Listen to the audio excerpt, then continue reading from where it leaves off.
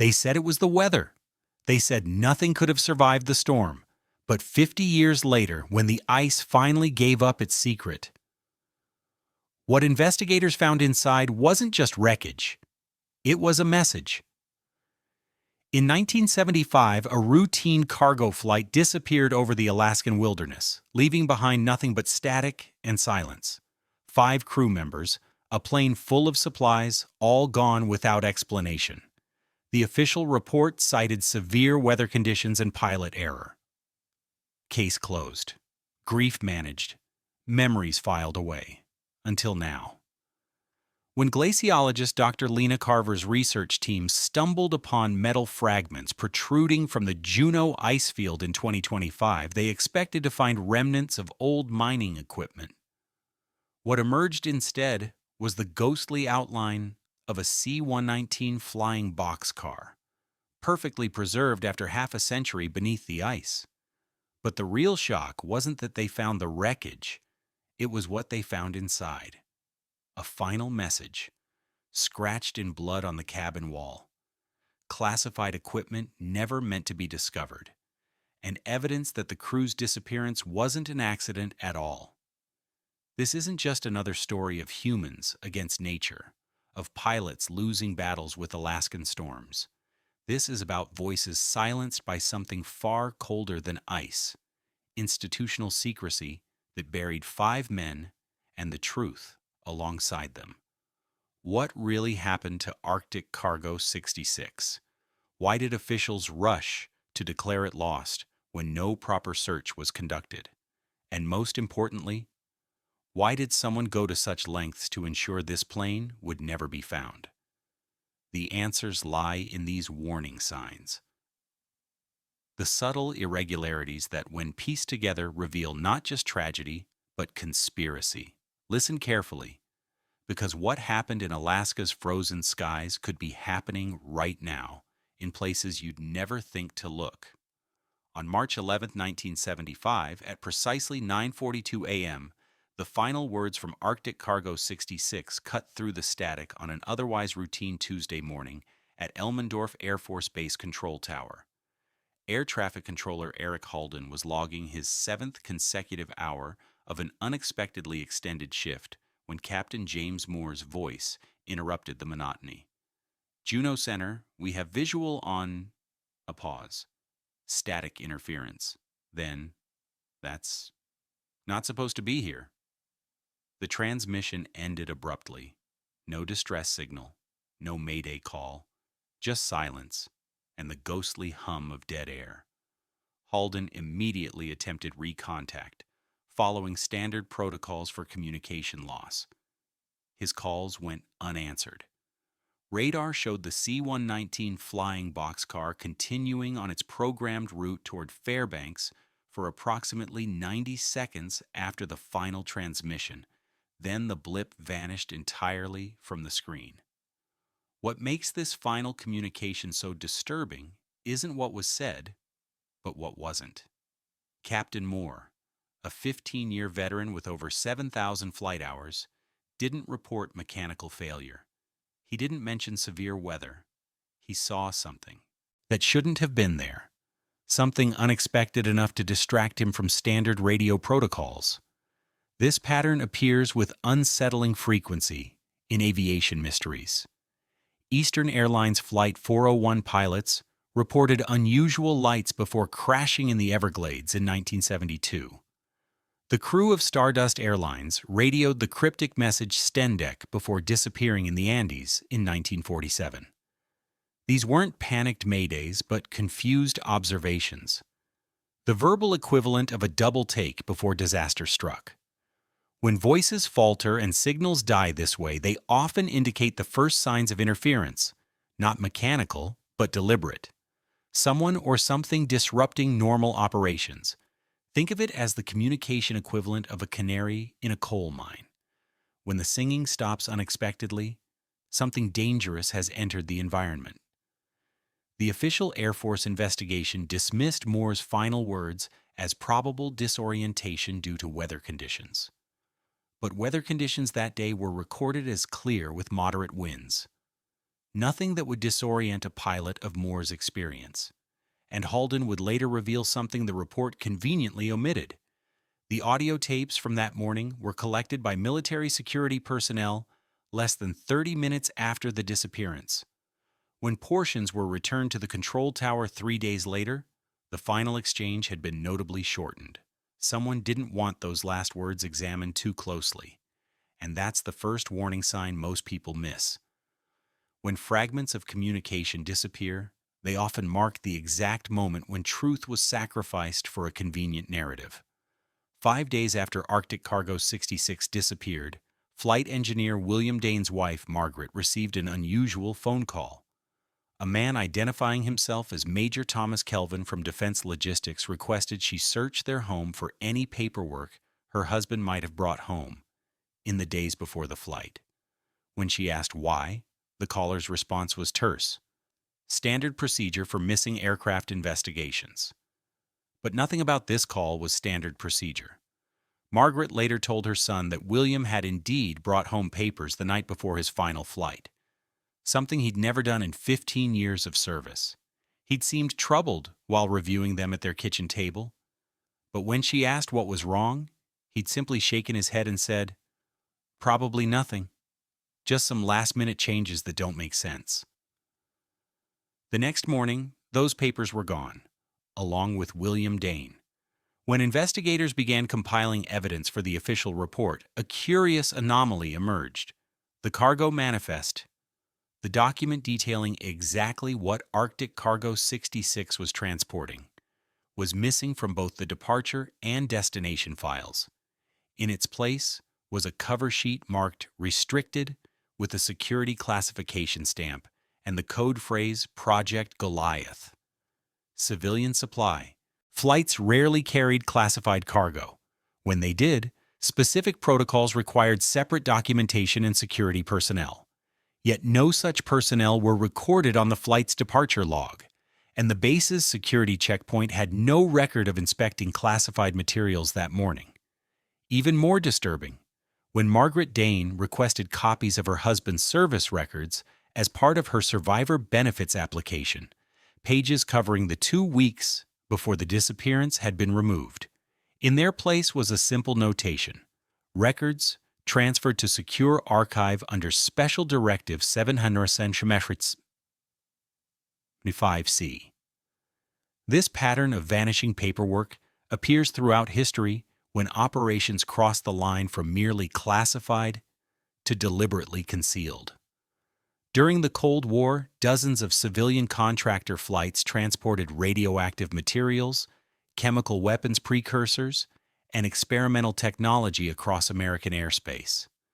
These flights operated under what the intelligence community called gray documentation, paperwork that existed only long enough to move materials before being destroyed or classified beyond reach.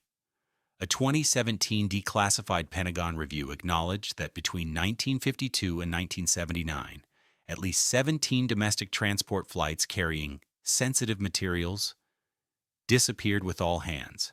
None of these incidents were publicly investigated as potential security breaches. All were attributed to weather or pilot error. When paper trails vanish this way, it isn't administrative oversight. It's institutional self-protection. Documents don't randomly disappear. They're deliberately removed because they connect dots that someone doesn't want connected. The absence itself becomes evidence, a vacuum that marks where truth once existed.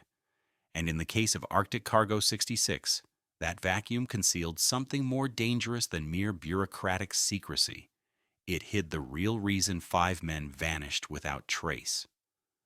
The night before Arctic Cargo 66 departed Elmendorf, the 5-man crew gathered at the Moose Lodge, a small bar frequented by military personnel just outside the base. The bartender, Calvin Norris, now 82 and living in Tacoma, remembers that evening with unusual clarity because of what he overheard. They weren't celebrating like crews usually did before a routine run, Norris recalled in a 2022 interview. They were huddled in the corner booth talking real quiet. I heard the navigator, Harris, I think his name was, say something about unauthorized flight path adjustments. The captain, Moore, kept saying, "We follow orders, but we document everything." This wasn't simply pre-flight nerves. It was recognition of specific irregularities that the crew found troubling enough to discuss privately, away from base. Co-pilot Robert Jenkins called his wife at 11:30 p.m. that night. An unexpected call that woke her. According to phone records obtained years later through a Freedom of Information request, the call lasted just under 4 minutes. Jenkins' wife would later tell investigators that he seemed distracted and asked her to make sure his personal logbook was in his desk drawer at home, not in his flight bag. When she asked why, he simply said, "Just making sure everything's where it belongs." The most revealing premonition came from flight engineer William Dane. His personal diary, discovered decades later by his son Elliot, hidden in a sealed box in their attic, contained entries from the 3 days leading up to the flight. The final entry, dated March 10, 1975, read, "Third manifest change in 24 hours. New equipment loaded under escort. No documentation provided. M says ignore it. But I've logged serial numbers separately. Something's not right about tomorrow's flight. Weather report's clear, but they've assigned us the storm route. If anything happens, it's all in my secondary logbook." That secondary logbook was never found. Human intuition often recognizes danger before conscious awareness can name it. It's our oldest survival mechanism, the instinctive recognition that something in our environment has changed in ways that threaten our safety. When experienced professionals express concern, it's rarely unfounded paranoia. It's pattern recognition, based on thousands of hours of experience, noticing when standard procedures are being violated. This phenomenon appears in numerous disasters throughout history. 24 hours before the Challenger disaster, engineers expressed concerns about O-ring performance in cold weather. 3 separate crew members on the Edmund Fitzgerald reported feeling uneasy about the vessel's loading and weather forecasts before its fatal final voyage. These weren't supernatural premonitions. They were trained professionals, noticing subtle warning signs that others ignored. In the case of Arctic Cargo 66, the crew's collective unease represents more than just nerves. It shows 5 experienced men independently recognizing irregularities serious enough to discuss privately, call home unexpectedly, and document separately from official channels. They sensed the approaching shadow before they could name it, and that shadow would eventually swallow them whole. On June 17, 2025, Dr. Lena Carver's team was conducting routine core sampling on the Juneau ice field when their ground-penetrating radar detected an anomaly 47 meters beneath the surface.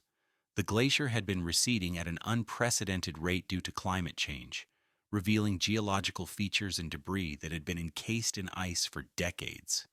What they found that day wasn't geological. "At first, we thought it was just an unusual mineral deposit," Dr. Carver explained, but the radar signature showed distinctive right angles, not something that occurs naturally in glacier formations.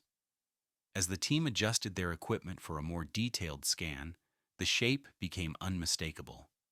The outline of a large aircraft, almost perfectly preserved within the ice. The team marked the coordinates and notified authorities, expecting standard recovery procedures for what they assumed was a recently crashed small plane. They were wrong on both counts. When specialized recovery teams began carefully melting access tunnels to reach the wreckage, they discovered not a recent crash, but a perfectly preserved time capsule. The aircraft identification numbers matched Arctic Cargo 66, the plane that had disappeared without trace 50 years earlier.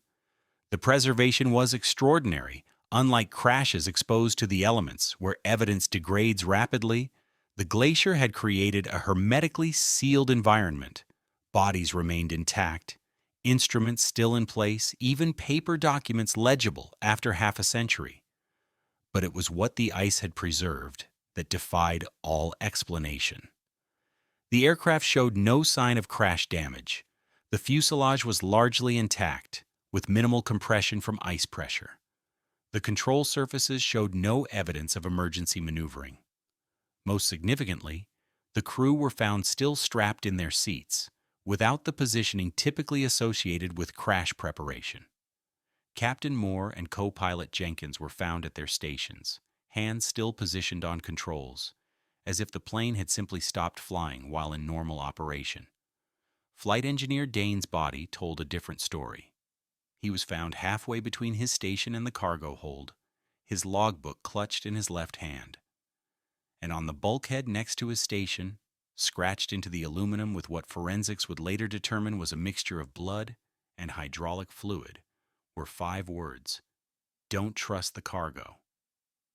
This message, preserved perfectly in the freezing temperatures, represented something extraordinarily rare in aviation disasters: a conscious, deliberate warning created during or after whatever event had doomed the aircraft.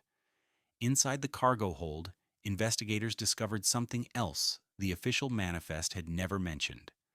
Behind the standard supply pallets was a reinforced container approximately 2 meters long, secured with specialized locking mechanisms.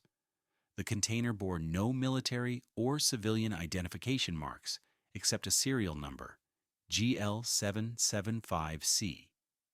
Matching the special directive code that had been used to classify William Dane's service records, ice preservation has previously revealed crucial evidence in numerous cold cases. The frozen remains of climbers on Mount Everest have provided evidence about their final moments decades after disappearance. In 2005, an Andean glacier released the wreckage of a 1972 flight, revealing evidence of cannibalism among survivors that had been hidden for 33 years. In each case, the ice preserved what would have otherwise been lost to decomposition and erosion. What makes the Arctic Cargo 66 discovery unique is not just what was preserved, but what that preservation reveals about the nature of the incident. This wasn't a plane that crashed due to weather or mechanical failure.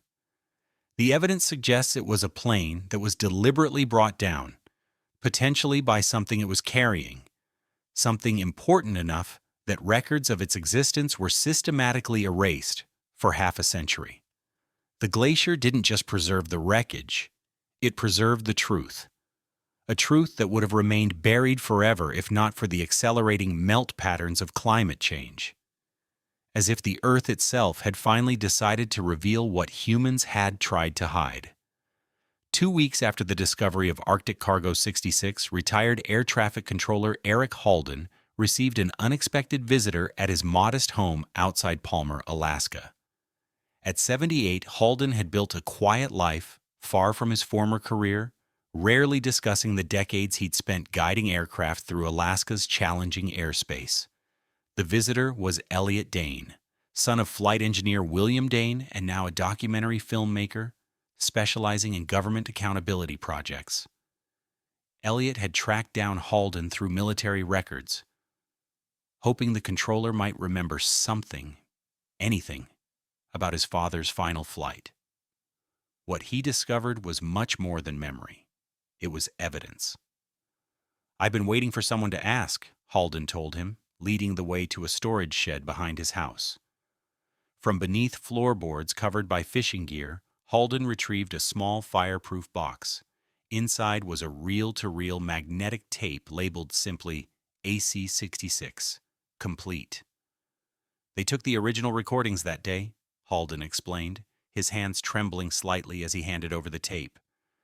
"Military security, not standard NTSB investigators. When they returned the official tape 3 days later, nearly 2 minutes were missing from the final exchange. I knew something wasn't right." Halden had secretly created his own backup recording of all transmissions that morning, standard procedure for his personal flight logs, but a direct violation of security protocols for classified communications. He'd kept the tape hidden for 50 years, too afraid to come forward, but unwilling to destroy what might be the only evidence of what really happened. When audio forensics experts at MIT analyzed the complete recording in 2025, what they found changed the entire narrative of Arctic Cargo 66's disappearance. The official recording had ended with Captain Moore's cryptic statement, "That's not supposed to be here." Halden's complete version continued. Moore, "That's not supposed to be here." Control Tower, Arctic Cargo 66, please clarify last transmission. Moore, unidentified aircraft at our 3 o'clock, matching our altitude and speed. No transponder signal. Background voice, presumably. Flight Engineer Dane, Captain, we've got an equipment malfunction in the hold. Temperature spike in container GL775. Moore, Control, we need immediate. At this point, a high-pitched electronic interference overwhelms the transmission for approximately 4 seconds. When audio returns, it's fragmented, unknown. Voice, shut it down now. Moore, unintelligible, not responding to. Dane, radiation levels exceeding. Then, silence. Complete radio dropout. 17 seconds later, a final transmission comes through, significantly weaker and distorted. Unidentified crew member. They knew. God help us. They knew what would. The recording ends there. No further transmissions were received from Arctic Cargo 66. Audio analysis confirmed several critical points. First, the recording had not been damaged or degraded. The interference occurred during the original transmission. Second, voice print analysis identified at least one statement came from someone not listed as crew, a sixth person on the aircraft. Third, specialized equipment detected a secondary transmission signal overlapping the aircraft's frequency during the interference period, evidence of potential jamming or electronic countermeasures. This pattern of altered or erased recordings appears throughout history when incidents involve sensitive operations. Following the USS Liberty incident in 1967, key communications were accidentally overwritten. During the 1976 Tehran UFO incident, Iranian air defense recordings were confiscated and never returned. In each case, the missing audio coincided precisely with the most critical moments of the event. When official records are sanitized this way, the very absence becomes evidence. Like shadows that reveal the shape of something deliberately hidden from light, these gaps in the record point directly to what someone decided was too dangerous to preserve. Eric Halden kept that tape hidden for 50 years, living with the knowledge that the truth had been deliberately erased. "I always wondered if I could have done something different that day," he told Elliot Dane. "Maybe if I'd asked more questions when they took the tapes. Maybe if I'd reported the unidentified aircraft that our radar briefly picked up near their position. Maybe those men would still be alive." The tape Halden preserved didn't just restore missing audio, it restored accountability. The possibility that after half a century, someone might finally answer for what happened to Arctic Cargo 66 and the men aboard it. As word of the discovery spread, Dr. Carver's research team faced unexpected resistance from government agencies. Within 48 hours of reporting the wreckage, the site was declared a restricted zone by the Department of Defense, citing potential hazardous materials and national security protocols dating back to the Cold War era. Dr. Carver was ordered to turn over all photographic evidence, scanning data, and personnel records related to the discovery. Her university received formal notifications warning of funding repercussions if full cooperation wasn't immediate and complete. But before the military containment team arrived, Carver had made a decision that would prove crucial. She contacted Elliot Dane directly. "I found the name scratched into the ice core sampling equipment," she explained during their first meeting at a cafe in Juneau. "William Dane. I looked him up and found articles about the missing flight. Then I found your documentary work. I had a feeling the official channels might not tell you what we found." What Carver shared with Elliot was more than just information about his father's final resting place. It was comprehensive documentation of everything her team had recorded before the military takeover. high-resolution photographs of the wreckage interior, 3D scans of the cargo hold, spectroscopic analysis of unusual radiation signatures emanating from the reinforced container, and most importantly, clear images of the message William Dane had left behind. Don't trust the cargo. 50 years after disappearing into Alaska's vast wilderness, William Dane was finally speaking, and his son was listening. Armed with Carver's evidence and Halden's unedited recording, Elliot began constructing a documentary investigation that would piece together the true story of Arctic Cargo 66.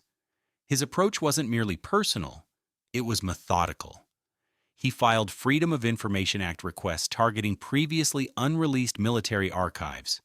He tracked down family members of other crew members.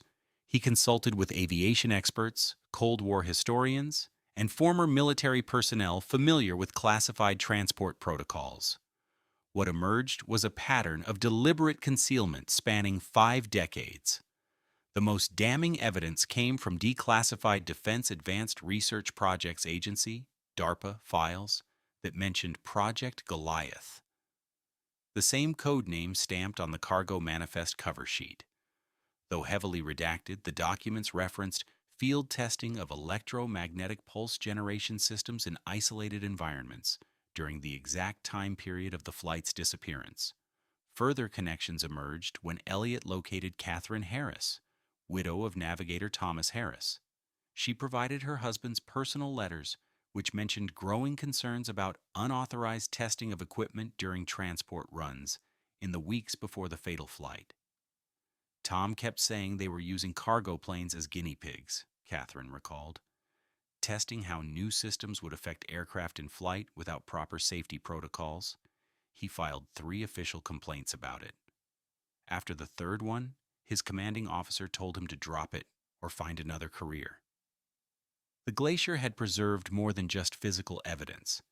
It had preserved a narrative that powerful interests had spent 50 years suppressing, a story of institutional recklessness, callous disregard for crew safety, and the systematic erasure of accountability.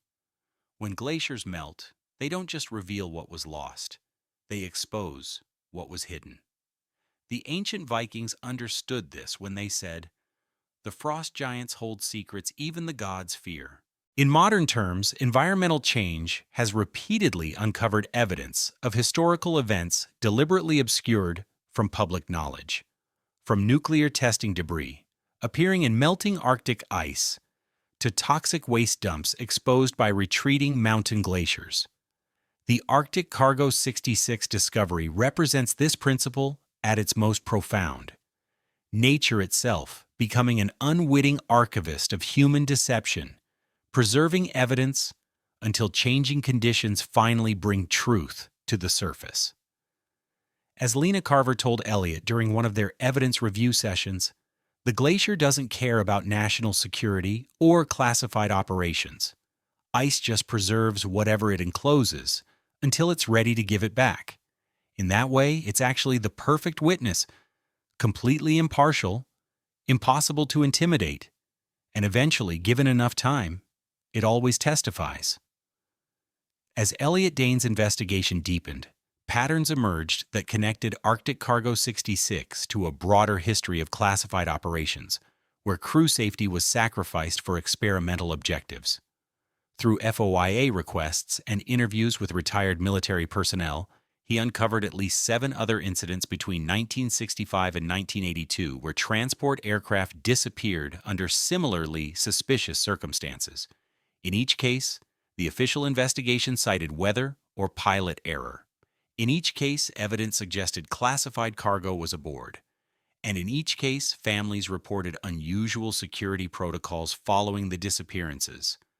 Personal effects withheld, papers confiscated, unusual restrictions on what could be said publicly about the missing crew. The most disturbing connection came from retired Air Force Major Harold Werner, who had served on the Accident Review Board for 3 separate incidents, including Arctic Cargo 66. In a recorded interview conducted just weeks before his death in 2023, Werner finally broke his silence. We were ordered to reach predetermined conclusions regardless of evidence, he explained, his voice weakened by advancing cancer, but his memory still precise.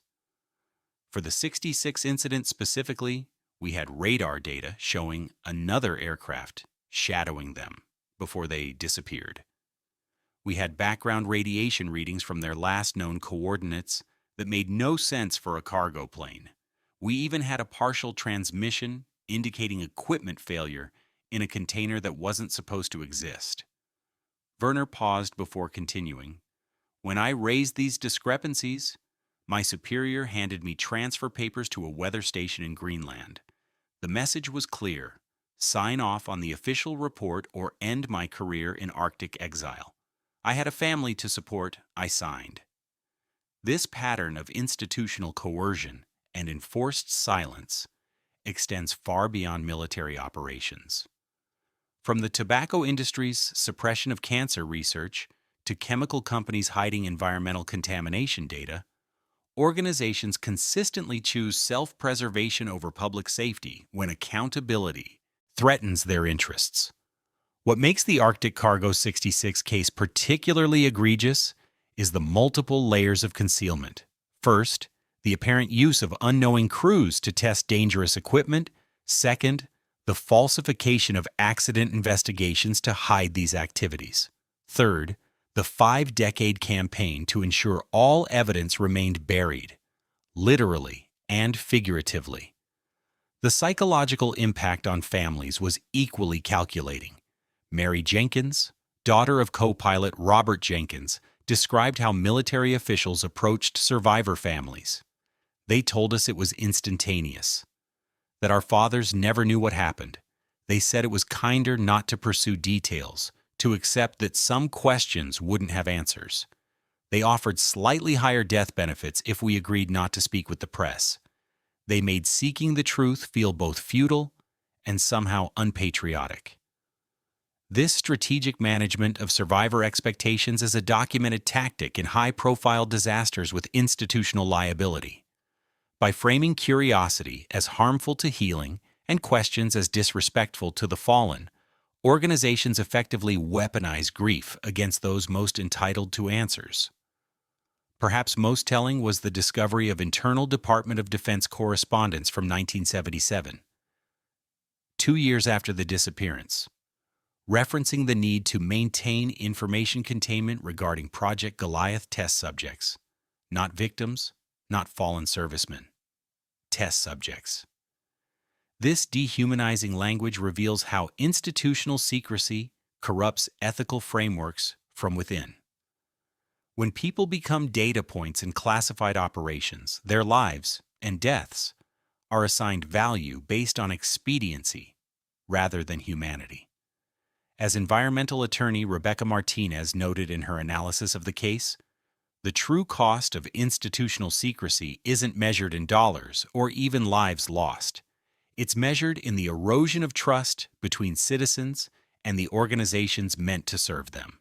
When agencies decide their mission justifies deception, they're not just lying about one incident, they're poisoning the relationship between government and governed. The legacy of Arctic Cargo 66 isn't just about what happened to 5 men on a March morning in 1975. It's about the system that decided their lives were acceptable collateral damage, then spent 50 years ensuring no one would be held accountable for that calculation. On October 3, 2025, exactly 50 years and 7 months after Arctic Cargo 66 disappeared, Elliot Dane received an unexpected email. The sender, General Marcus Westmore, current head of Air Force Special Projects, the modern iteration of the department that had overseen Project Goliath in 1975. The message was brief. Regarding your ongoing investigation and impending documentary release, your father deserves better than the story you're preparing to tell. Meet me at the Arlington Officers Club tomorrow, 2 p.m. Elliot's first instinct was to ignore what appeared to be an intimidation tactic. His documentary, The Frozen Truth, The Silenced Crew of Arctic Cargo 66, was scheduled for streaming release in just 11 days. The editing was complete. The evidence assembled, the narrative locked. But something about the message's tone, particularly the reference to his father deserving better, gave him pause. After consulting with his legal team and arranging for Lena Carver to maintain secure backups of all materials, Elliot agreed to the meeting. What transpired was not what he expected. General Westmore, 68 and nearing retirement, arrived alone. No aides, no security, no lawyers.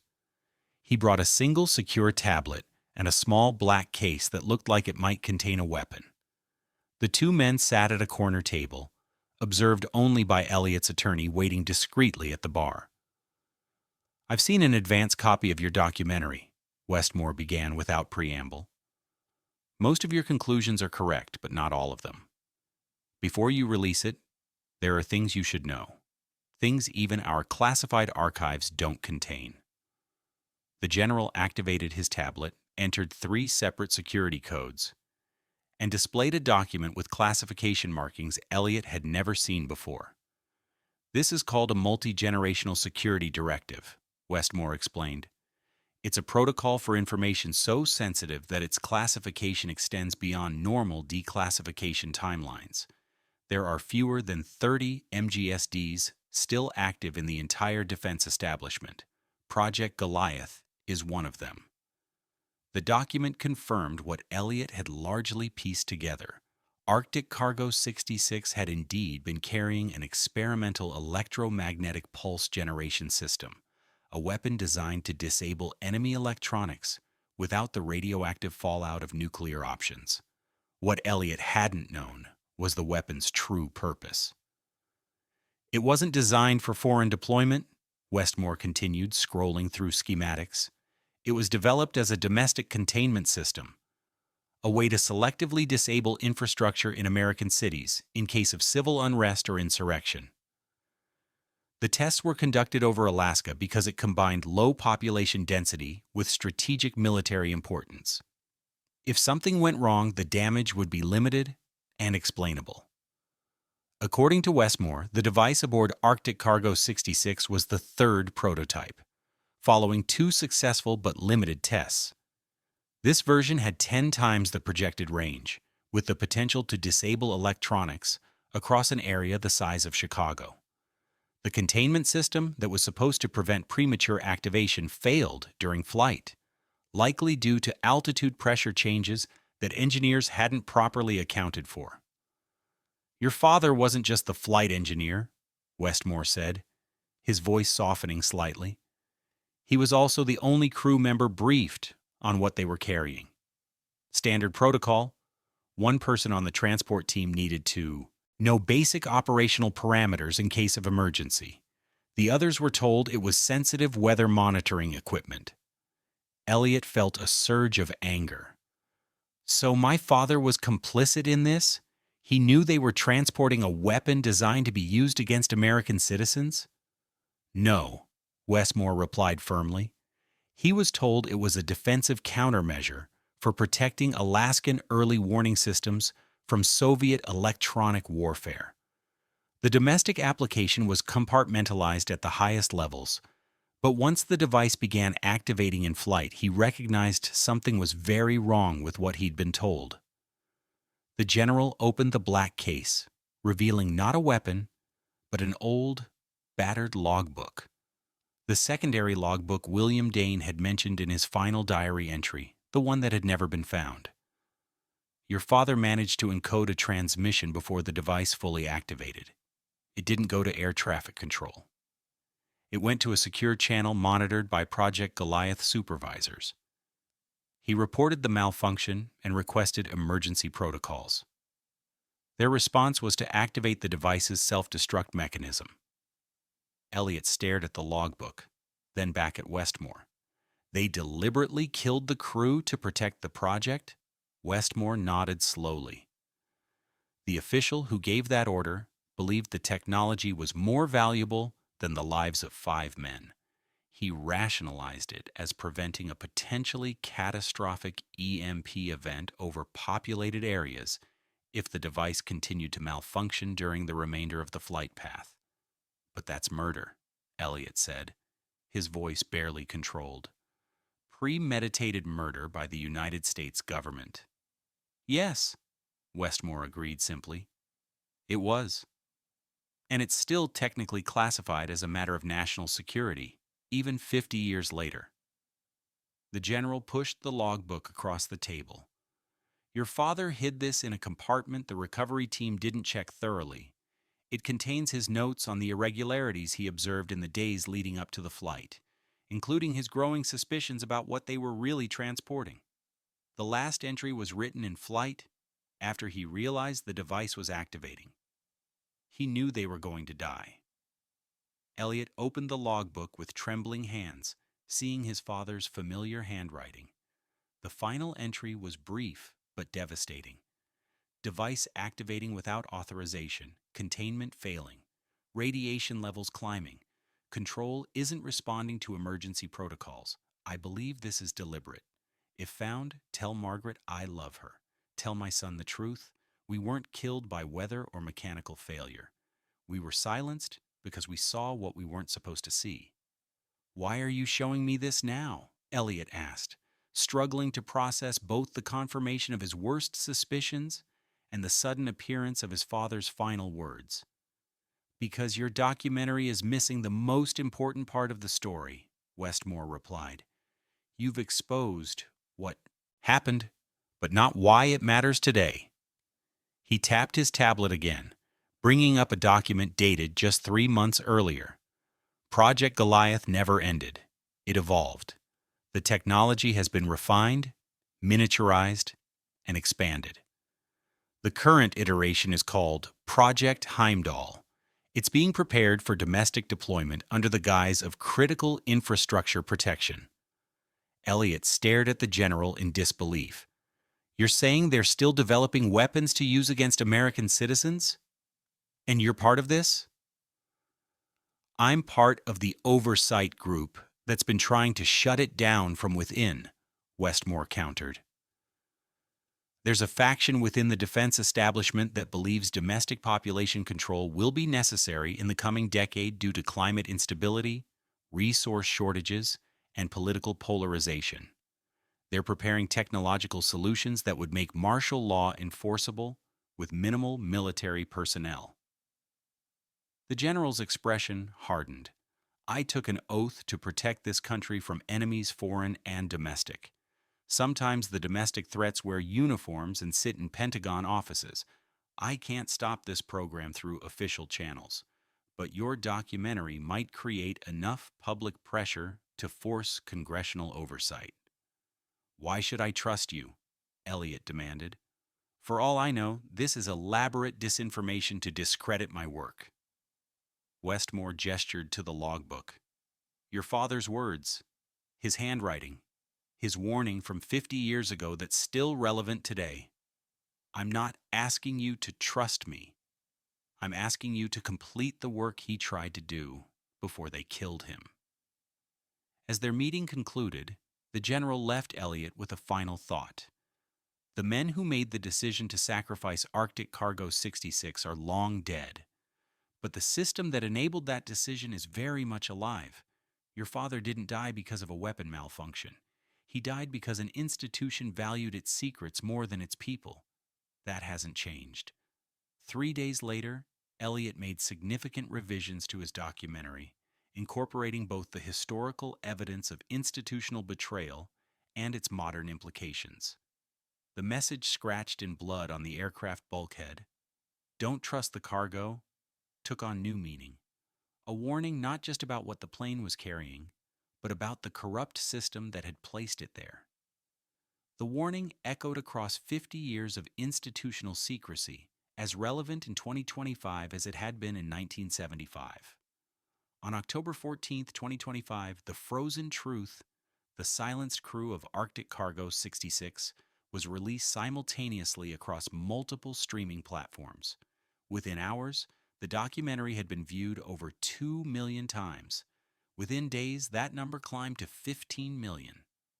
The public reaction was immediate and overwhelming. Veterans groups demanded a congressional investigation into historical cases of service members endangered by classified weapons testing. Civil liberties organizations filed emergency FOIA requests regarding Project Heimdall. Media outlets that had initially dismissed the story as conspiracy theorizing scrambled to verify Elliott's evidence, finding it meticulously documented and increasingly corroborated by new whistleblowers coming forward. 3 days after the documentary's release, Awisprani Razgarini Felirisas, a bipartisan congressional committee, announced plans for public hearings on historical and contemporary misuse of classification to conceal potentially illegal operations. The Department of Defense issued a terse statement acknowledging the discovery of Arctic Cargo 66 while reserving comment on specific historical operations pending review. Perhaps most meaningful was the response from the families of the other crew members, many of whom reached out to Elliott directly. Catherine Harris, now 83, sent a handwritten letter that captured the bittersweet nature of finally knowing the truth. For 50 years, I've lived with the official story that Tom died because of a storm he should have avoided. I've carried that burden, wondering if he made a mistake, if he wasn't careful enough, if somehow I could have said something that morning that might have made him more cautious. Now I know he didn't fail. He was failed. There's grief in that truth, but also release. Tom didn't die from incompetence. He died from courage, from being someone who asked too many questions about things powerful men wanted to keep hidden. On October 30th, a memorial service was held in Anchorage for the crew of Arctic Cargo 66. For the first time, their deaths were publicly acknowledged not as victims of weather or mechanical failure, but as casualties of governmental overreach and institutional secrecy. The 5 names, Captain James Moore, co-pilot Robert Jenkins, navigator Thomas Harris, loadmaster Michael Chen, and flight engineer William Dane, were read aloud, each followed by the ringing of a bell. Among the attendees was Eric Halden, the former air traffic controller who had preserved the unaltered recording for half a century. At 79, he stood with the assistance of a cane, tearfully embracing family members of the men whose voices he'd been the last civilian to hear. I kept their real voices safe, he told reporters afterward. For 50 years, I couldn't save them. But I could make sure the truth about how they died wasn't lost forever. Sometimes bearing witness is the only form of justice we can offer. Dr. Lena Carver's research team received formal recognition from the American Association for the Advancement of Science for their role in the discovery. In her acceptance speech, Carver noted the poignant intersection of climate science and historical justice. The same environmental crisis that threatens our future also revealed a buried injustice from our past. There's a lesson in that convergence. The truth may be buried for decades, but eventually, change brings it to the surface. In science as in history, what matters isn't just what we discover, but what we do with that knowledge once it emerges from the ice. As winter approached, military recovery specialists completed the delicate process of extracting the remains of Arctic Cargo 66 and its crew from the Juneau ice field. The experimental device, still classified despite the revelations, was removed separately under high security. The bodies, remarkably preserved after 50 years in ice, were finally returned to their families for proper burial. William Dane was laid to rest in his hometown of Portland, Oregon, with full military honors that had been denied 50 years earlier, when his death was classified as an operational accident rather than a service-related fatality. Elliott placed his father's recovered logbook in the casket before it was closed, returning to him the record of courage that had finally brought truth to light. The words carved into William Dane's headstone echoed the message he had left on the aircraft bulkhead, transformed from warning to testimony. The truth cannot remain frozen forever. In the months following the documentary's release, Inaut Patadapon Mabalin, The revelations about Arctic Cargo 66 triggered a cascade of related disclosures. The congressional hearings expanded beyond the specific incident to examine broader patterns of classification abuse across multiple agencies and eras. Retired military personnel, protected by new whistleblower immunity provisions, came forward with accounts of similar incidents. Experimental weapons, tested without adequate safety protocols, transport crews used as unwitting test subjects, accidents classified to avoid liability or public relations damage. What had seemed like an isolated historical tragedy increasingly appeared to be part of a systemic pattern spanning decades. Most significantly, documents began to emerge confirming General Westmore's claims about Project Heimdall. Internal memos detailed plans for deploying localized electromagnetic disruption systems in urban centers as crowd control assets. Modern descendants of the technology that had doomed Arctic Cargo 66 50 years earlier. On January 17, 2026, the Secretary of Defense announced the termination of Project Heimdall, citing reevaluation of ethical and constitutional considerations in domestic security applications. 3 senior program officials were placed on administrative leave pending investigation into potential violations of oversight regulations. For Elliot Dane, the vindication was meaningful, but incomplete. During a television interview marking the 3-month anniversary of his documentary's release, he reflected on the mixed nature of the victory. The project that killed my father has been shut down in its current form. The truth about what happened to those 5 men is finally on record. But the system that made those decisions, that valued secrecy over safety, institutional protection over human lives, that system is still largely intact. He paused before continuing. What we've really exposed isn't just what happened in 1975. It's how easily it could happen again under different names, different justifications, but the same fundamental disregard for democratic oversight and basic human dignity.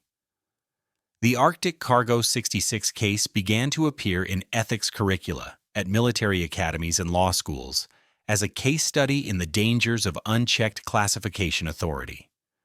Congressman Marcus Reynolds, whose father had served with Captain Moore in earlier assignments, introduced legislation dubbed the Sunshine in Classification Act, requiring automatic congressional notification of any program involving testing of potentially dangerous technologies on unwitting service personnel. Perhaps the most profound impact came in the form of dozens of other families who began their own quests for truth about military loved ones lost in classified operations. The Arctic Cargo 66 revelations created both legal precedent and public support for challenging long-standing official narratives about accidents, training mishaps, and mysterious disappearances spanning the Cold War era. Historian Dr. Rebecca Chen, specializing in government secrecy, observed that the case represented a crucial inflection point in the relationship between citizens and institutional authority. What the Arctic Cargo 66 discovery demonstrated wasn't just that this particular incident was misrepresented. It showed that the entire classification system has evolved from its intended purpose of protecting legitimate national security interests into a mechanism for avoiding accountability. When agencies can bury their mistakes and misconduct under layers of secrecy for 50 years, they're not just hiding information, they're eroding the foundation of democratic governance itself. For Dr. Lena Carver, the experience transformed her approach to scientific research. Her team began developing protocols for handling potentially sensitive historical discoveries, creating secure documentation methods that would preserve evidence even if governmental authorities attempted to restrict access. Science serves truth, not institutional convenience, she noted in a keynote address at the American Glaciological Society's annual conference. When our research reveals uncomfortable historical facts, our obligation is to the evidence, not to whoever might be embarrassed by it. As winter turned to spring, the wreckage of Arctic Cargo 66 was fully retrieved from the glacier. The aircraft, remarkably preserved after 50 years in ice, was carefully transported to the Smithsonian's National Air and Space Museum Stephen F. Udvar-Hazy Center for restoration and eventual display. The exhibit, titled Silenced in the Sky, the Arctic Cargo 66 Story, would become one of the museum's most visited installations, a physical reminder of the human cost of unchecked secrecy. The message William Dane had scratched into the bulkhead, "Don't trust the cargo," was preserved, exactly as found, becoming an iconic image reproduced in textbooks, news articles, and academic papers. What had begun as one dying man's desperate warning had transformed into a cultural touchstone, a reminder of the courage required to speak truth even when no one might hear it for decades. In that way, William Dane's final act achieved something rare in the face of institutional power. It ensured that the truth, though buried in ice for 50 years, would eventually find its voice. On March 11, 2026, exactly 51 years after the disappearance of Arctic Cargo 66, a closed hearing was held before a special Senate subcommittee on historical intelligence operations. Unlike the public hearings that had generated headlines and political posturing, this session focused on a single question: who gave the order to sacrifice the aircraft and its crew?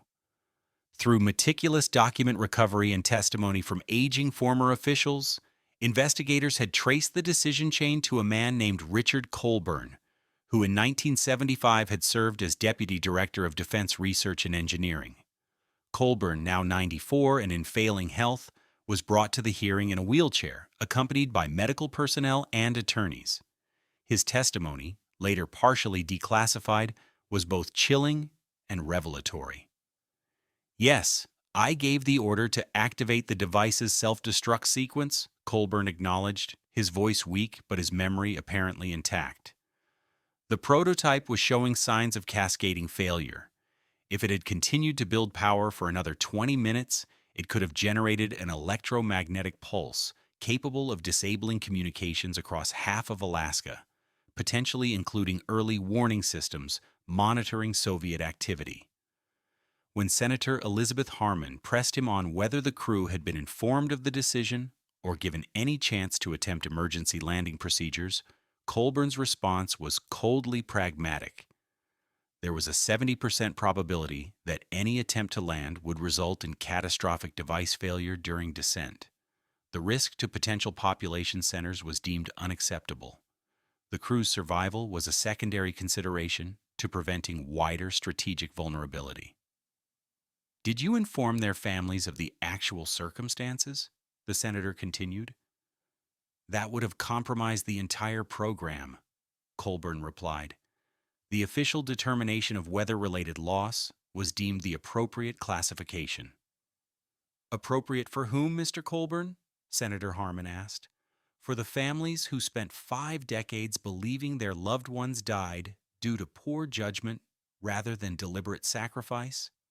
For a public denied the right to know their government was testing domestic control technologies over American soil?"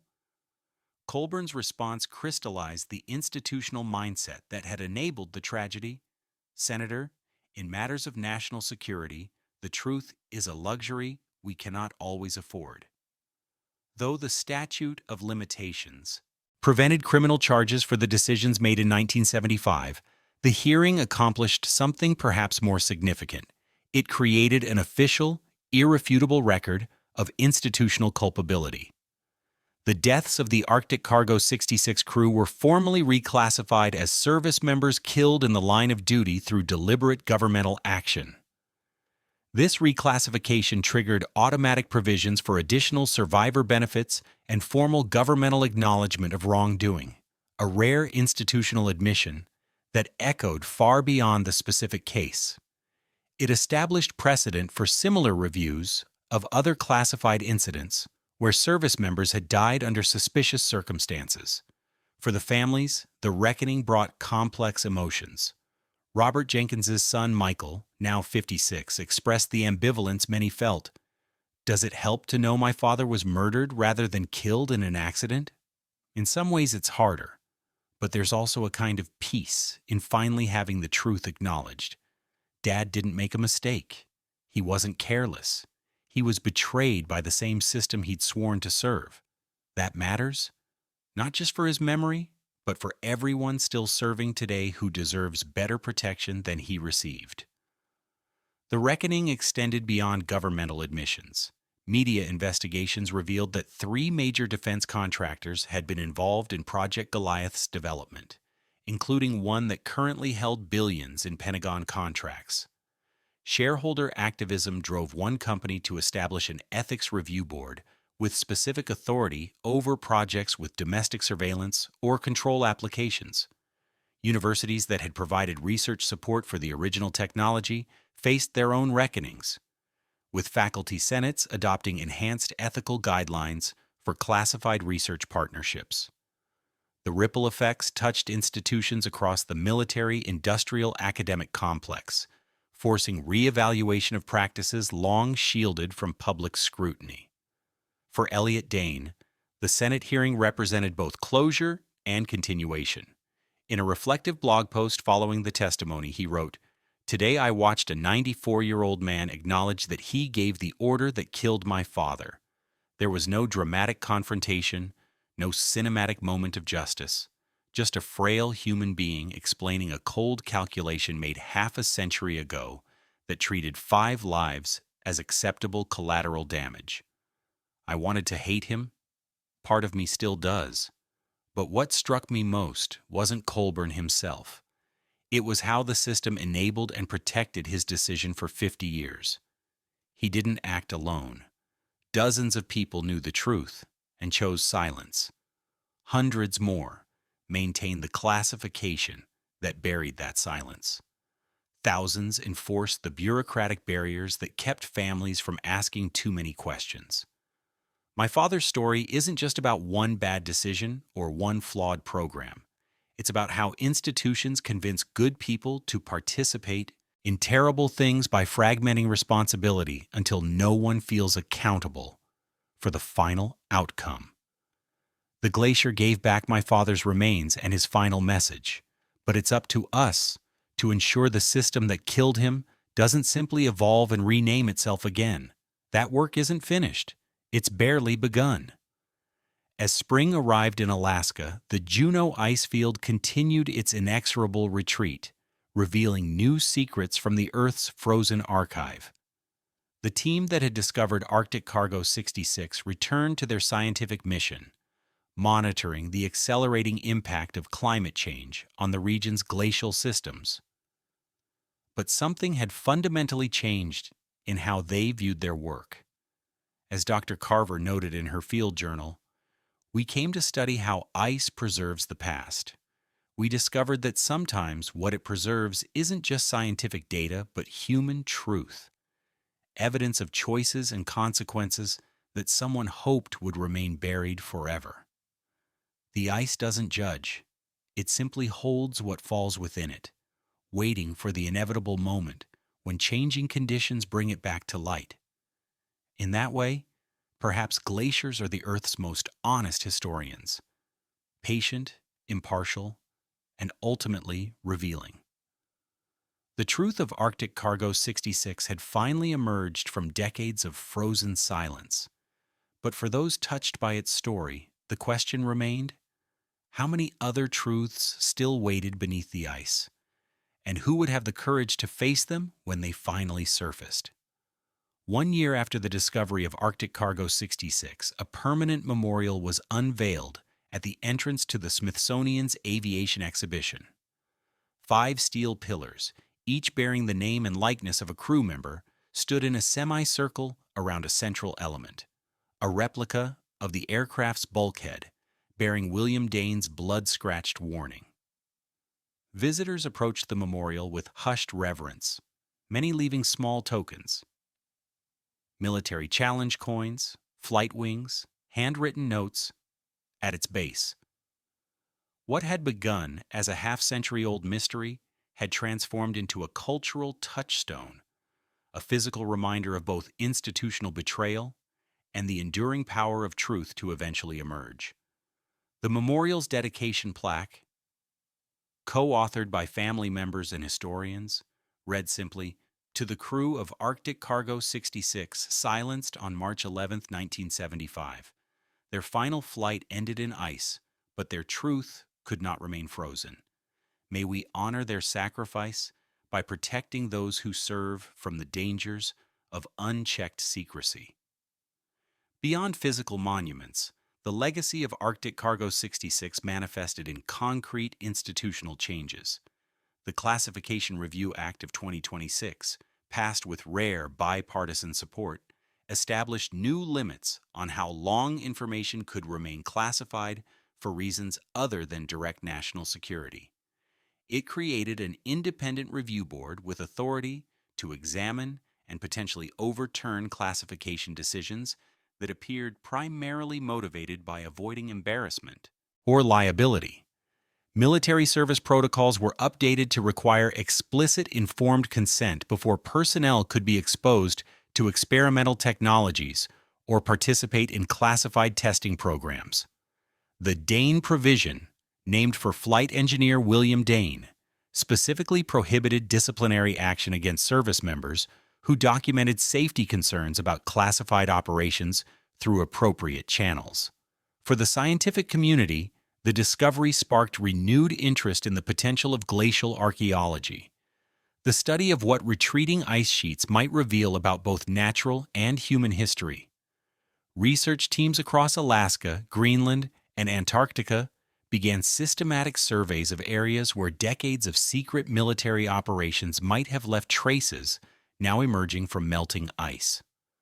Dr. Lena Carver established the Emerging Truth Initiative, a multidisciplinary project combining glaciology, forensic science, and historical research to identify and properly document potential sites of historical significance before climate change rendered them unrecoverable.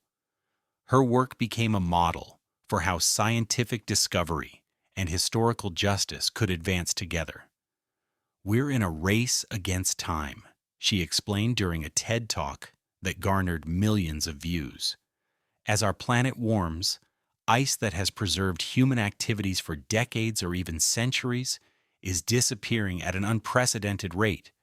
With it goes evidence, not just of ancient civilizations, but of recent history that powerful institutions hoped would never come to light." For Elliot Dane, the anniversary marked a transition. Having completed the mission to uncover what happened to his father, he turned his documentary skills towards similar cases: missing aircraft, disappeared expeditions, lost military units whose official explanations had never satisfied the families left behind. His production company, Frozen Truth Media, specialized in cold cases where institutional secrecy appeared to have obscured historical accountability. Each investigation built upon the methodologies developed during the Arctic Cargo 66 project, combining declassified documents, whistleblower testimony, advanced forensic techniques, and the power of public attention to pressure reluctant authorities. On the anniversary of his father's memorial service, Elliot visited Arlington National Cemetery, where a cenotaph now honored the crew alongside those who had fallen in more conventional service. As he placed a small model of a C-119 flying boxcar at the base of the stone, an elderly man approached, leaning heavily on a cane. "Mr. Dane?" the man asked hesitantly. "I'm not sure if you remember me. Eric Halden. I was the air traffic controller," Elliot finished, standing to shake his hand. "Of course I remember you. Your recording helped break the whole case open." Halden nodded, his eyes moving to the cenotaph. "I've been thinking a lot about your father lately. About all of them, really. For 50 years, I carried the weight of wondering if I could have done something differently that day. If I'd asked more questions when they took the tapes, or reported the discrepancies I noticed in the flight path, maybe they'd still be alive." "You did what you could," Elliot assured him. "You preserved the truth when everyone else was burying it. Without your recording, we might never have known what really happened." "That's kind of you to say," Halden replied. "But here's what keeps me awake at night even now. How many other tapes were erased that no one saved? How many other crews disappeared whose stories we'll never know? Arctic Cargo 66 was found by accident because a glacier melted. What about all the secrets buried where nature won't help us?" Elliot had no easy answer. The question cut to the heart of what his work had revealed, not just about one incident, but about the vast architecture of secrecy that enabled it and countless others like it.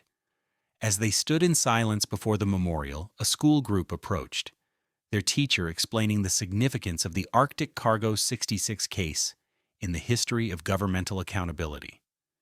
Elliot overheard a teenage girl ask, "But how do we know it won't just happen again with a different project name?" The teacher's response was thoughtful. "We don't know for certain, but because of what was discovered here, we're asking questions we didn't know to ask before.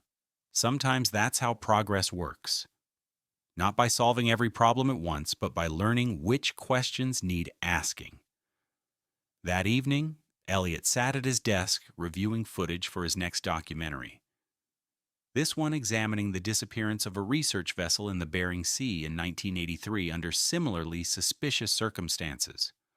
On his wall hung a framed photograph of his father standing proudly beside Arctic Cargo 66 before its final flight, alongside the last page from the recovered logbook. The final words William Dane had written, "Tell my son the truth," had become more than a father's dying wish. They had become a mission that extended beyond one family's tragedy to confront a system built on the premise that some truths were too dangerous to acknowledge. As Elliot reviewed classified weather reports that contradicted the official explanation for the vessel's loss, he reflected on what the Arctic Cargo 66 case had ultimately revealed. Truth, like the ice that had preserved his father's final message, might appear solid and unchanging on the surface. But beneath that appearance, currents of time and circumstance were always moving, always changing, always bringing what was hidden eventually back into the light. The real legacy of Arctic Cargo 66 wasn't just in memorials or legislation or even institutional reform. It was in the reminder that no secret stays buried forever, that given enough time, enough persistence, enough courage, from those willing to ask uncomfortable questions, even the most carefully concealed, truths will find their way to the surface. In the quiet of his office, surrounded by evidence of yet another mystery waiting to be solved, Elliot whispered a response to his father's final written words.